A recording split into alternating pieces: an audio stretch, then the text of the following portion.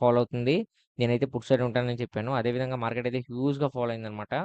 So, హ్యూజ్‌గా ఫస్ట్‌గే gap up అయిన తర్వాత market అనేది ఫస్ట్ బేరిష్ క్యాండిల్ వచ్చిన తర్వాత ఇక్కడ నాకు క్లియర్ ఇండికేషన్ ఏంటంటే మార్కెట్ ఇంకా ఫాలో అవుతుందని ఎక్స్‌పెక్ట్ చేశాను. సో, ఫాలో అవుద్దని ఎక్స్‌పెక్ట్ చేసి ఇక్కడ నేను పుట్ ఆప్షన్‌ని ప్లాన్ చేసుకున్నాను. సక్సెస్‌ఫుల్ అయితే నేను ప్రాఫిట్ అనేది క్యాప్చర్ చేసుకున్నాను.